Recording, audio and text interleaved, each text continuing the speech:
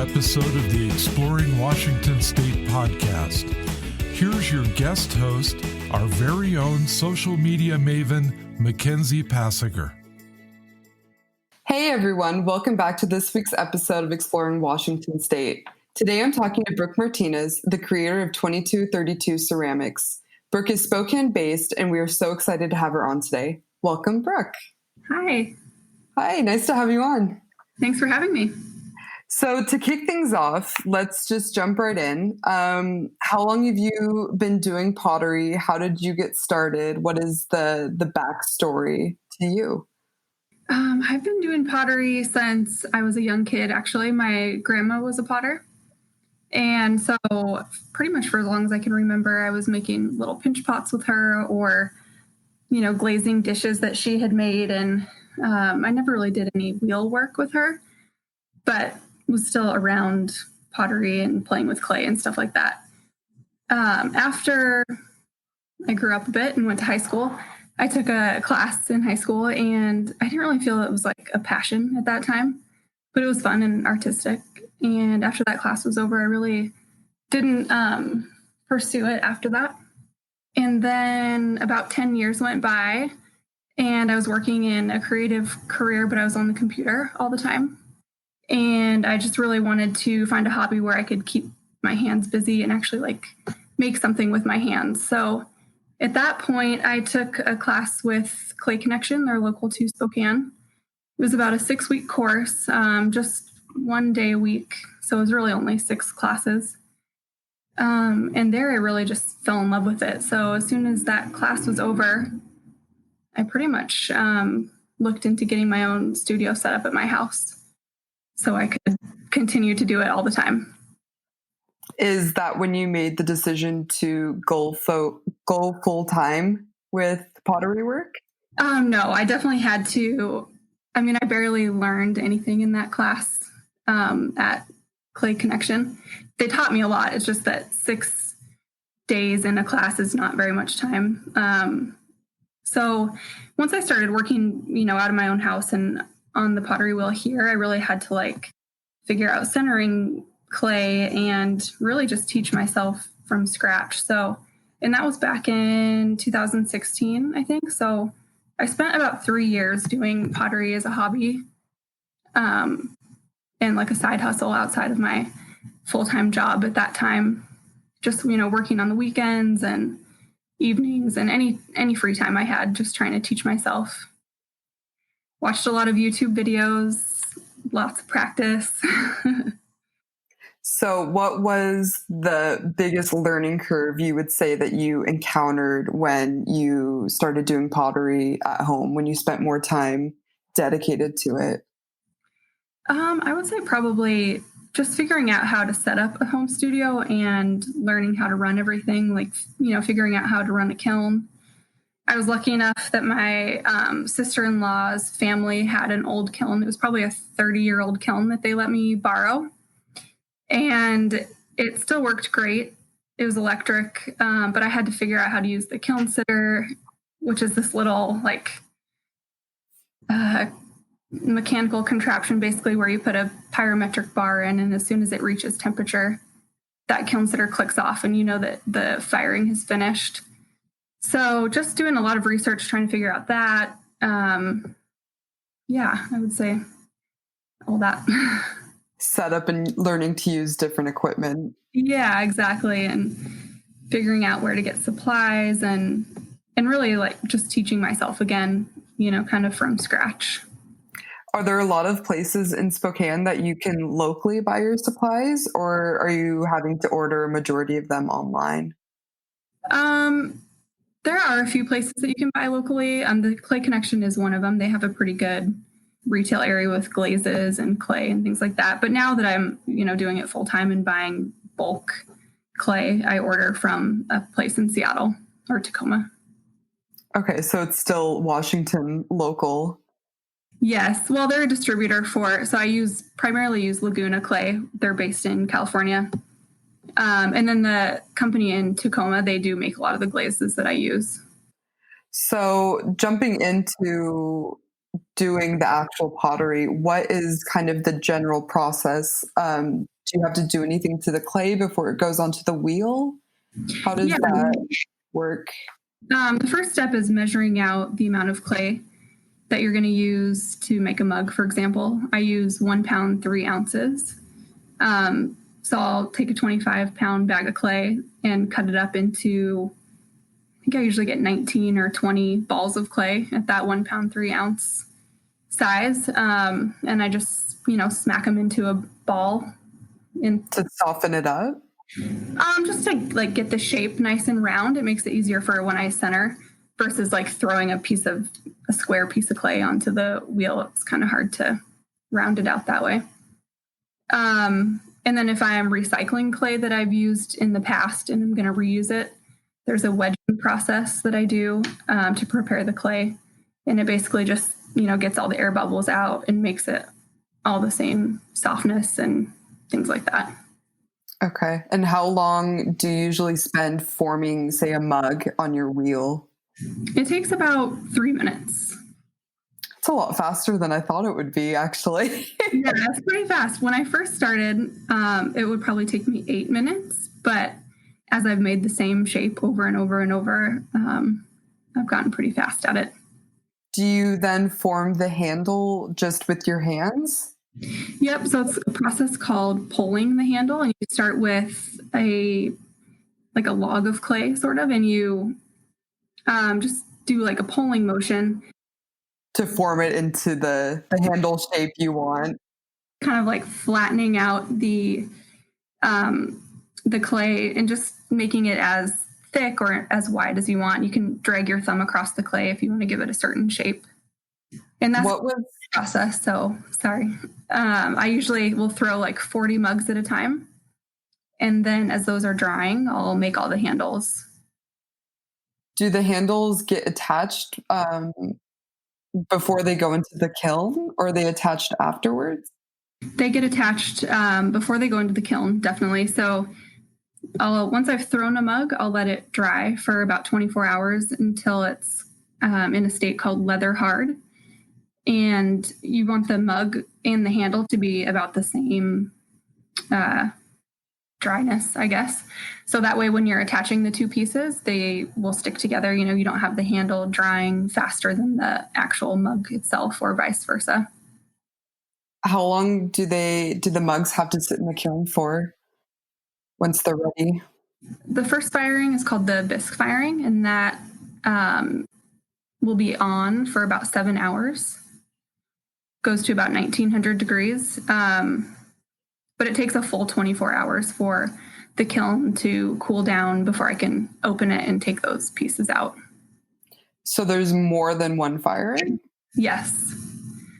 So once the bisque firing is done, that fires the pieces to a certain point where they're hard, and I can glaze them, and they're not as fragile as if they were the raw clay.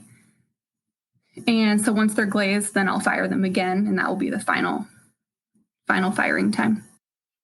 Does that get hotter than the first firing time then? It does. Yeah, by a few hundred degrees. Wow. Okay, so there's a big difference there. Yeah, so I fire to around 2,232 degrees, which is the name of my company, and that's where that comes from. It's referred to as a cone number in the ceramics world. So it's cone 6 is the temperature that I fire them to. What is a cone number? Cones they're little pyrometric cones that basically measure how hot the kiln is. So the chart, I don't have the chart in front of me, but it goes like from 0, 19 all the way up to 10, for example. In those 0 numbers, it's cooler. And then as it goes like 0, 5, that's where I do the bisque firing. And then as you go up on the scale to cone 6, it gets hotter and hotter. Okay. When you first started selling your products, what was the first piece that you made, quote unquote, professionally that you sold? Do you remember? I'm pretty sure just a basic mug. My mug shape back then was a lot different than it is now. But mugs have always been kind of my bread and butter for the business. And they do sell out really quickly when you do a drop. Yeah, they do. Lately, it's been the first 5 minutes, which is pretty amazing. And how many mugs are you putting up then when you do a drop? I've been doing pre-sales where I'll take a certain amount of orders. And so it's not really based on a certain amount of pieces. It's just a certain amount of orders. So this last sale, I did 100 orders. There was probably over 200 pieces as a part of that pre-sale. Okay. So you started off just selling mugs, or were you also making vases at the time, or? Really just mugs and tiny, I used to make these little mini planters for succulents. A few years ago, before houseplants were really popular, little succulents were really popular. And so I made these little 2-inch planters, just little cups basically. But I sold a lot of those with little plants in them. They were pretty cute. Is it easier to make a product the bigger it is or the smaller it is? The smaller, for me personally. Okay, and why is that? I've never thrown pottery or done anything, so I have no idea. Well, the larger the pieces, the more clay you have to use. So one mug, for example, is the 1 pound, 3 ounces. A vase is usually 3 pounds. A planter could be anywhere from 3 or 4 or 5 pounds. And even though it doesn't sound like that much clay weight-wise, you really have to use your entire body and a lot of muscle and strength to center the clay and to be able to work with that much. So it just takes a lot of practice to work with that much clay. And because I'm always making mugs and tumblers, I really don't have a lot of practice. It's doing the mugs and tumblers is probably more like muscle memory at this point. Oh yeah. I usually I watch what I'm doing, but I'm always watching Netflix or listening to podcasts while I'm doing it. Yeah. Keeping yourself a little more entertained. Yeah. It doesn't require as much focus and concentration as making something large. So going back to larger pieces being more difficult to make, what would you say the most difficult piece you've ever created was? I would say probably the vases that I've been making lately have been the hardest, just because they're tall and more narrow. So you really have to get down inside the piece and be able to pull it up. And it's just harder to work with at that angle. Do you have to stand on a chair? Yeah, I sit on a chair that has a function where I can raise it and lower it. So as the piece is getting taller, I usually will raise my chair, and that way I can see down inside of the piece. That does sound like a lot of work. It's tough. Yeah, that's why I don't make them very often. I like mugs. How long would making a vase like that actually take you on the wheel? I don't think I've actually timed it, but that would take more like 15 minutes for me. Okay, so there's a big time difference between the mugs and the vases. Yeah, exactly. And my success rate overall is just a lot smaller. I'll often just have to scrap the piece because it doesn't come out. Okay, and then restart, and then... Yeah, restart, and then hopefully it happens the next time. There's just not, some days it just doesn't happen. I don't know if my mind, if you're not in the right spot, you're not concentrating enough or whatever, but yeah, sometimes I just have to say, all right, I'll try this again tomorrow. Yeah, put down the towel and walk away. Yes, exactly. Before I waste 25 pounds of clay trying to make one vase. Yeah. So we've got your most difficult piece. What about your favorite piece that you've created? I would say my favorite pieces are the line design styles that I make, the larger serving bowls that have a lot of detailed lines on the outside that use a ton of different colors and glazing on the outside. How long do you have to wait for the piece to be out of the kiln before you can actually paint it? Or is that the glazing process? Yeah. So after the first firing, the bisque firing, you can glaze right away. You just have to wait for it to be cool enough to handle it.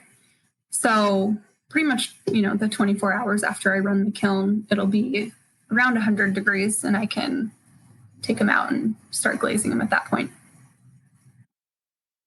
Going back to the kiln, you said that you borrowed an electric one from your in-laws. Are you still using that same kiln or do you have a different one? I have a different one now. I finally gave that kiln back just a few months ago, actually, when I was kind of cleaning my garage and wanting to open up some space. So back in, I think it was December 2018, I bought a brand new scut kiln. And my old kiln that I was borrowing would hold about 30 pots. And the new kiln holds anywhere from 70 to 90 pieces. So it's quite a bit larger. And yeah, so that's the only kiln. I wish I had a second kiln that size. I could really use it, but unfortunately my garage space that I work from is pretty limited. Yeah, I can imagine that they take up a lot of space. Yeah, they're pretty large. I think the one I have now is about 9 cubic feet on the inside. Wow. Yeah, it's 3 levels. So I'll fill the bottom, put some shelving in, fill the middle shelf, and add another level of shelving, and then a third row of pots. So it holds a lot. That does hold a lot. Is this kiln also electric? This kiln is electric. It doesn't have the same mechanism that the old kiln had. This one is all digital. So I just type in the cone that I want to fire it to and do some other presets digitally. And then it's good to go. How long would you say that it takes the kiln to heat up for the first firing, for example? Is it a quick process? It heats up about 280 degrees an hour. So it will take, depending on how full the kiln is, it will take anywhere from 7 hours to about 8.5 hours. It's a long waiting time. It is a long time. Yeah. And what's the maintenance like on your kiln? Like, how often do you have to clean it? Do you have to clean it after every usage or? Since I bought a brand new kiln, the maintenance hasn't been very much. I haven't had to change out any of the heating elements or anything like that. So that'll definitely be a learning process once I get to that point, probably next year. It does have a thermocouple in it, and that's what measures the temperature. And that gets changed out about every 6 months, but that's a pretty easy fix. So yeah, it's been pretty easy. I'm glad that I made the decision to buy a brand new kiln. So I knew the history of it, and, just, it's kind of like buying a brand new car. It hasn't been hurt. Yeah. And then as far as cleaning it, you really don't have to clean it unless you have a pot explode, which has happened to me a lot lately for some reason. That usually happens if your pottery is not dry enough in the first firing. So if there's moisture inside the pot, there's nowhere for that moisture to go, and it will just explode. And then that really, literally explodes. It turns into a million little pieces of pottery and powder. So that's very frustrating, trying to clean out that. But can you vacuum it out, or do you have to use your hand to get it out? You can vacuum it. Yeah, I'll use a shop vac usually and get all the little pieces out. So, and then you have to clean the shelves. I sand the shelves a lot to make sure there's nothing stuck on them, no little pieces of pottery stuck on them. So if a piece explodes while it's in the kiln, does it damage the other pieces around it? Or is it kind of a self-sustained? It could be either. It just depends on how close the other pieces are to that piece. If it's a little explosion, like a little pop, and just a big piece of the one that exploded comes off, usually it doesn't hurt any others, but sometimes it can blow handles off other mugs that are close by. So, And usually I'll hear the explosion happen. And that usually happens around 700 degrees. So the kiln, the firing's already in session, and I don't want to stop it at that point. So I really have no idea how many pieces have been lost until the next day when I can open it up when it's cool enough. So it's like a very bitter Christmas morning surprise. a really sad wait. Yeah. Oh, that would make me so anxious. Yeah, it's tough. So how do you have a young daughter Mm-hmm. and you work from home. So how do you organize your work week? Are there certain days that you're just working on certain projects? Like one day you're just doing tumblers, one day you're just doing mugs, one day you're just, how does that work for you? I usually base my week on, well, first of all, our daughter goes to a nanny share with our neighbors. So we have the morning covered. She goes from 8:30 to 1. So that's like a solid 4.5 hours of working. And the week is kind of based on like if I have orders that need to be shipped that week, if I need to be glazing or if I need to be throwing. It kind of seems like lately my schedule has been like a week of glazing, a bunch of work, and then the next week is like a whole week of throwing. So, and then like you said, I do make all tumblers one day and then all mugs the next day. And then the next day after throwing mugs, I usually spend that whole day putting handles on the mugs because that's a pretty lengthy process. How long would you say it takes to put a handle on a mug? Probably just 2 minutes per piece, but I mean, With multiple mugs, that adds up. Yeah, it's usually like 80 mugs that I'm putting handles on and, you know, needing to take breaks and stuff like that. So, yeah. So I think that pottery is something that a lot of young people are interested in getting into, but they're not sure how to get started. And a lot of the classes can get really expensive. So how would you recommend someone who's interested in getting into pottery get started? I would recommend taking classes, even though they can be pricey. It's still going to be a lot more affordable than buying your own equipment. Kilns are pretty expensive, and then usually you have to have electrical work done in your house to get the kiln working, since it's not just a normal 120 volt.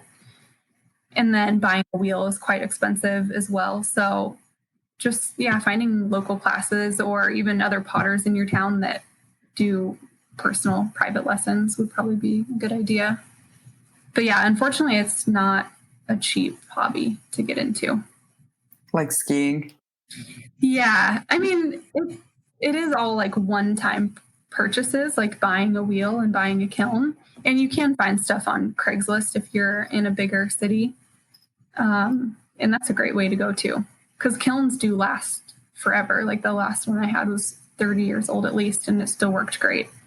So you can find kilns for, a few $100s on Craigslist if you're really keeping your eye out. And wheels, how long do they tend to last for? They last a really long time too. I think mine will probably last 20 years. Is it made out of wood, or what kind of material is it made out of? It's mostly plastic. Like the wheel itself is metal, and then it's got a motor and then a plastic catch tray around it because you use a lot of water when you're throwing. So that catches all your extra water. And what is the reason actually for using so much water when you're throwing? I mean, obviously the clay needs moisture, but when I've seen videos of people throwing on the wheel, it just seems like an insane amount of water is just going everywhere. I think you would just be surprised how quickly the clay dries out, and it will drag on your hands. Like as soon as it's starting to dry out, you'll just feel tension on your fingers, and any kind of tension like that will just throw the piece of pottery out of balance and off centered. So that's why we're always like dumping more and more water. So do you use a cup to dump it on? Because I've seen some people just like throwing water on. Yeah, sometimes I'll scoop it with my hand, or I always use a sponge to throw with. So I'll dip my sponge and have excess water in the sponge that I can squeeze out. It's interesting. I throw with plastic latex gloves, which most people don't. And I think I need even more water because of that. So, yeah. Why do you throw with gloves on? I started throwing with gloves on because my skin was just getting irritated from being wet all the time. And the clay just really dries out your skin. And so I thought that would be a good way to just try and help protect my skin. I'll put like a hand salve on my skin before I put the glove on. So I've got a nice barrier between my skin and water. And then also I found that it just really helps in the cleanup process because you don't want to put clay down your drain. You can really clog up your drains that way and your pipes. So, and I don't have a working sink in my space. So this way I can just take the gloves off and then my hands are clean. Was there a learning curve from throwing with your bare hands and throwing with latex? Just a really small one. I mean, it felt really natural. They're pretty fitted gloves. So they're, it's like a second skin. It almost feels more strange now to throw without them. I'll try it every once in a while and take the gloves off, but I really prefer the gloves now since I'm so. Does your daughter ever come down and play with the clay with you? Sometimes she'll come out in the garage and she'll say, I'm working. And she'll just look at and see what I'm doing. She's painted some pottery before. That was fun, but she hasn't really gotten her hands dirty in clay yet. She's probably still a little bit too young. I think so. Yeah, maybe like 6 more months and we'll get her going with some clay. She can have her own Etsy page. Yeah. That'd be so cute. Speaking of your Etsy page, is there any shops in Washington where potential customers can go and look at your work? I do currently sell at From Here, which is downtown Spokane in the River Park Square Mall. I don't have a lot of pieces there, and it's kind of hit and miss when I can take stuff in. So there's not a ton. And then also at Atticus Coffee and Gifts, I do have some work there. That's such a cool shop. Yeah, it is a fun shop. There's so many cool gifts in there. But other than that, I used to have a few other places in Washington, Tumbleweed Bead Company and Sound and Vision Living in Olympia, I believe. I was doing wholesale for them last year, but as my own Etsy has gotten so busy, I just really can't keep up with wholesale anymore. So I'm just pretty much strictly doing retail sales. Yeah. So you're based in Spokane, as we mentioned in the beginning, but you're not originally from Spokane. I am originally from Spokane. You are originally from Spokane. I thought you were from California for some reason. Well, so I grew up in Spokane, and then as soon as I graduated high school, I moved to California for college. I went to the Fashion Institute for Design and Merchandising, and then I ended up just staying in California for 10 years. And then my husband and I moved back to Spokane 5 years ago. How was that moving back to Spokane after being so long in California? Because, I mean, obviously Washington and California are two completely different ways of, lifestyles. It was definitely a breath of fresh air to come back here. I was just really tired of the heat and the traffic in California and everything that comes with that. So it was great to be back. And since we've moved back, Spokane has really changed a ton. I mean, downtown doesn't even look recognizable compared to what it was just 5 years ago. So it's been really cool to see the change in the city. Would you say it's a positive change? Oh, yeah, definitely. Lots of new restaurants, and just you can really tell the city is putting a lot of money into, like, Riverfront Park has been renovated. They've been working on that for several years, and that park is really beautiful now. Yeah, Riverfront Park really is a nice place to spend a couple of hours at. Yeah, whereas just a few years ago, it was kind of like overgrown and run down and not anything like it is today. I was in Spokane for the first time last year, I think in November, early December, something around there. Mm-hmm. And, being from the West Side, everybody always has something bad to say about Spokane. And So I was a little bit nervous to go. And I have to say, it was a very pleasant surprise. Mm-hmm. It's a cool city. There's a lot of fun shops there. Like you said, like Atticus, for example. Yeah, it is really an amazing city. And there's just so much stuff opening and new restaurants. And I mean, unfortunately with COVID, a lot of things will probably, I don't know if they will survive or not, but before COVID started, there was just, it seemed like every month there was a few new restaurants opening downtown. And so felt like there was hardly any choices. Before COVID, how would you, like, what would be your ideal day in Spokane? Where would you go? What would you eat? What would you see? We do like to go downtown a lot. We only live about 10 minutes from downtown. So I would just say like walking through the park downtown. Our daughter loves the carousel that's down there. It's really nice. Unfortunately, it's been closed since COVID started. So that we love going to the Perry District for drinks. I would say Perry Street Brewing is probably our number one spot to hang out. It's pretty kid friendly.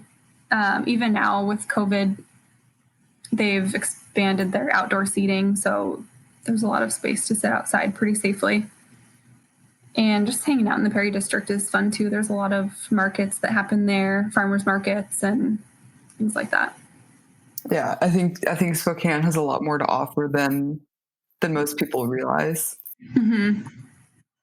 Definitely. I think the smaller like outer neighborhoods that have started really developing, like Kendall Yards and Perry District, they give you a lot of options, different places to go.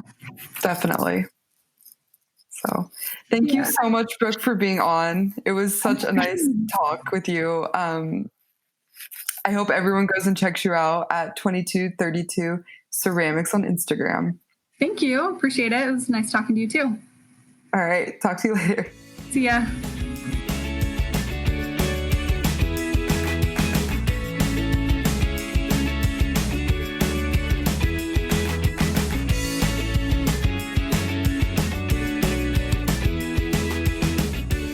Join us next time for another episode of the Exploring Washington State podcast.